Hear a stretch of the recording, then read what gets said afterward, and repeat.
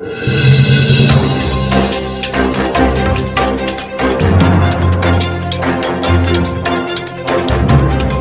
आप देख रहे हैं डीडीआर न्यूज। मैं इस समय गोरखपुर में मौजूद हूँ जो शास्त्री चौक कहलाता है। यहाँ पर आम आदमी पार्टी के आज मनीष सिसोदिया 17 माह बाद जेल से रिहा हुए हैं और पूरे देश भर में आम आदमी पार्टी कार्यकर्ता जो है मिठाइयाँ बांट करके खुशियां मना रहे हैं। और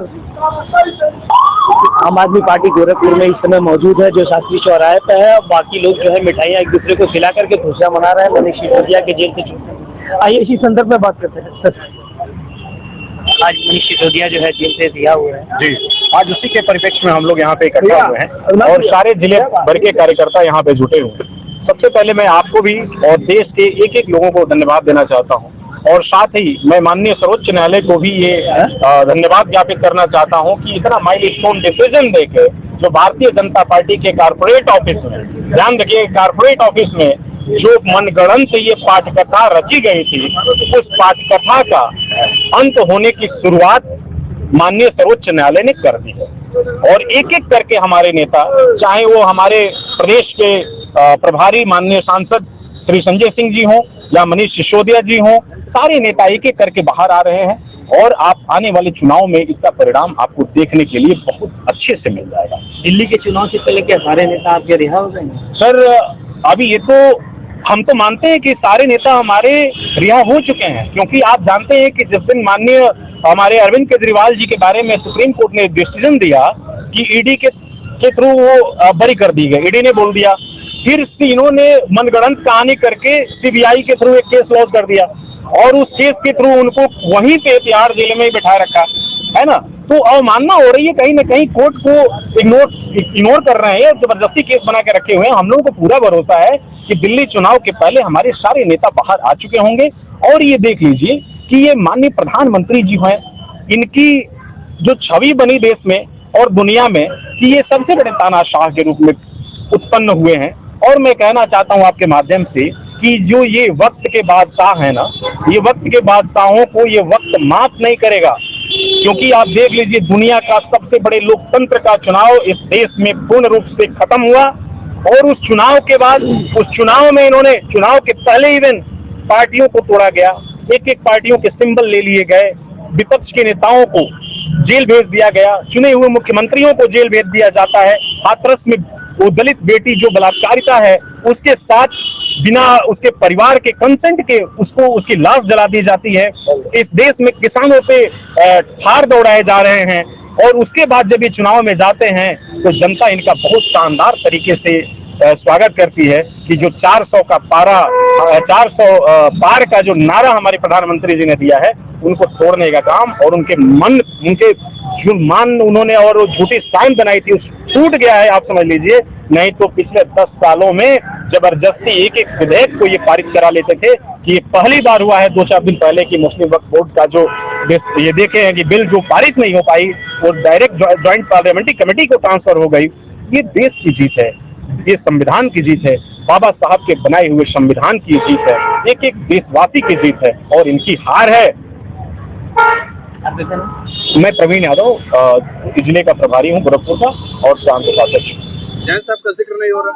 देखिए, सत्येंद्र जैन जी हो, अरविंद केजरीवाल जी हो, संजय सिंह जी हो, मनीष सिसोदिया जी हो या इंडिया गठबंधन का कोई भी नेता हो, सबका जिक्र है, सबके लिए मन में तकलीफ है।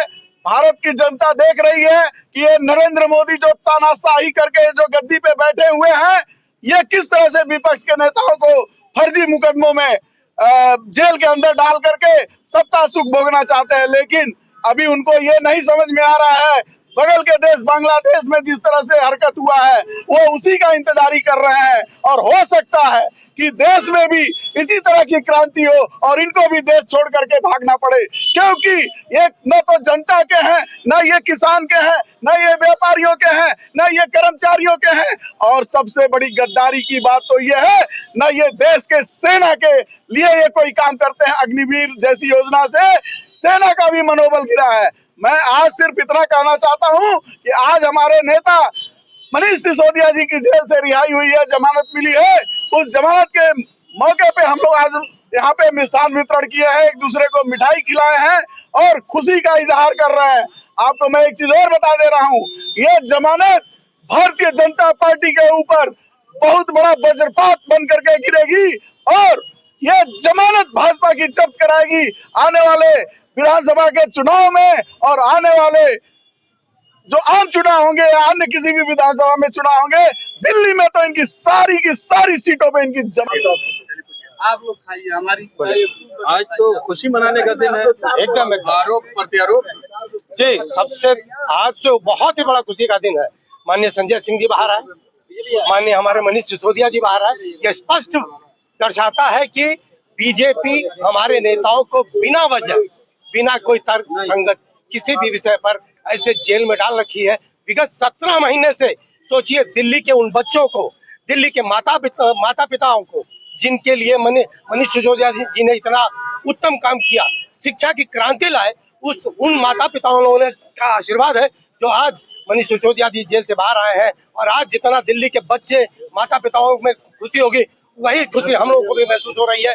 और आज बीजेपी का मुंह काला हुआ है कि उनके कुकृत्य का नतीजा है कि आज हमारे देश के इस तरह के लोग, हमारे आम आदमी पार्टी के बहुत सारे नेता जेल में हैं और धीरे धीरे अब सब लोग बाहर आ रहे हैं। और धीरे आप देखेंगे कि कुछ ही दिनों में हमारे मुख्यमंत्री अरविंद केजरीवाल जी बाहर आएंगे, हमारे सत्येंद्र जी बाहर आएंगे और हम लोग वही फिर उसी ऊर्जा के साथ फिर से हम लोग अपनी चीजों को काम करके दिखा सकेंगे। जी मैं हरेंद्र यादव, प्रदेश उपाध्यक्ष पंचायत। आपने देखा कि जो है अभी जो है जिला प्रभारी जो है कहा कि जो है अरविंद मनीष सिसोदिया की जमानत जो है से मिलना और जेल से निकलना और दिल्ली के लिए जो है बड़ा शुभ संकेत है। और आप हमारे चैनल में बने रहें। मैं अजय गोरखपुर, DDR न्यूज।